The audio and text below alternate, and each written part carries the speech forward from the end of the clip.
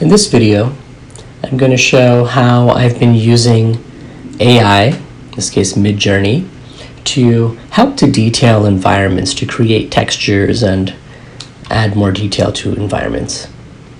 So, I created this room that might exist in the home of a Uyghur family. It's to help raise awareness on the ongoing genocide being perpetrated against the Uyghur people in China. So one of the things that I wanted to do was to create more decorations for the background.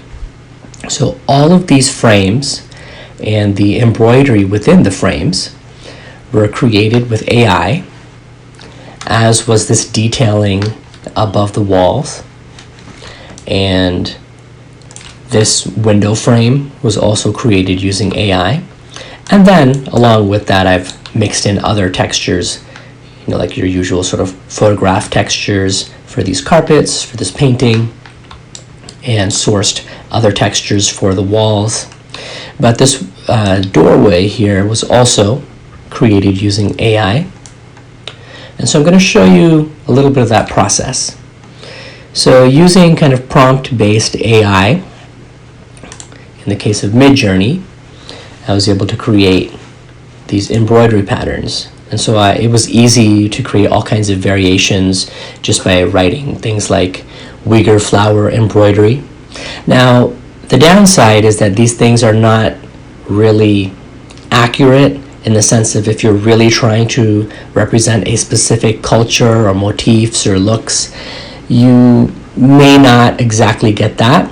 But for something that's in the background, you may be able to get away with it. So I was able to just use, flower embroidery, Uyghur flower embroidery, different prompts like that, very simple. And I upscaled the ones that I liked best. And so very quickly, I was able to create a variety of designs, which if I were to try to create these by hand, I simply wouldn't add that detail to the background. And then I'll show you what some of the frames look like.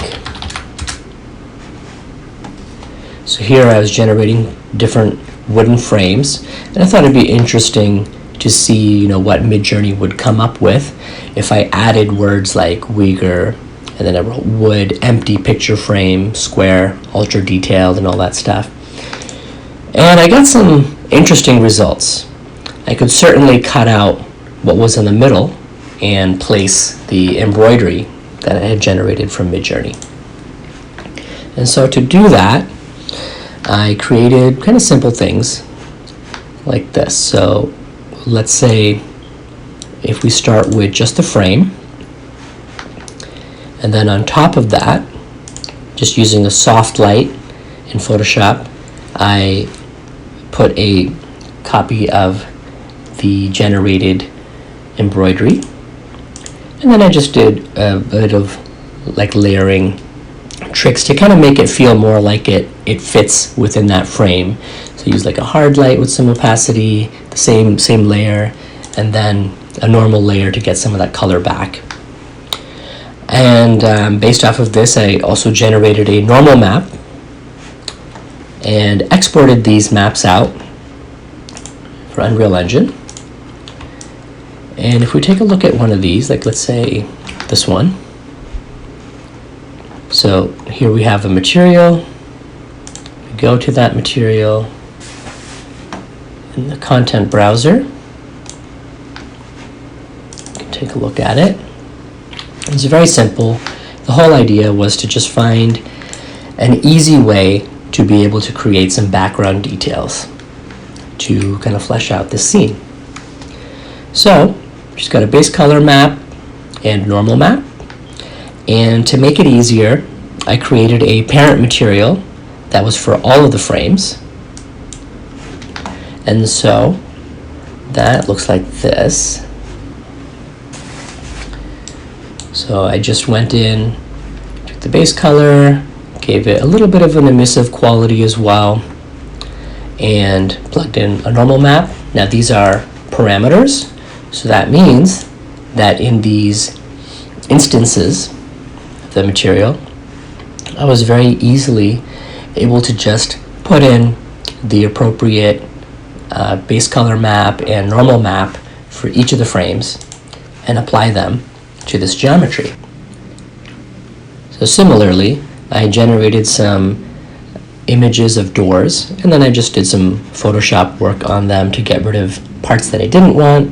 And in this case, I had my UVs laid out for this door, and I used the AI generated texture to create a base color map, and then I created a normal map based off of that.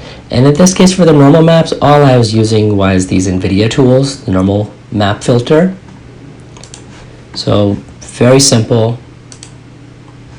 So this was the source image. I just got rid of these parts on the sides because that looked more Chinese than Uyghur. So that looked more Han Chinese, and I just wanted more simple wooden doors. And then for the molding that's up by the ceiling, again, I had my UV layout, and I just lined up and cleaned up texture that I had generated in Midjourney. So I did like tiling and just, cleaned it up to fit the UV map for this geometry. And again, I created a normal map, just very simply. Another way that I sought to use AI to help create details was by taking some of these textures generated in Midjourney and creating kind of some relief geometry based off of that. And then, I could use normal maps and color maps derived from the generated image to detail that out. So in order to sculpt with this, I just chose one of the other maps, like this ambient occlusion map or this map. So these were maps that I generated in Substance Designer based off of the original source. And so you can use these to then go into ZBrush and use them as alphas on your brush, and then simply paint on your geometry. So back in Unreal, you can see how I brought this geometry in, and by applying the base color, the generated normal, and roughness maps to this geometry, you can get some nice background details. So hopefully this quick tip gives you some insights into some other ways that you can use Midjourney or other AIs to generate texture details and things like that that you can directly use in your animation. Thank you.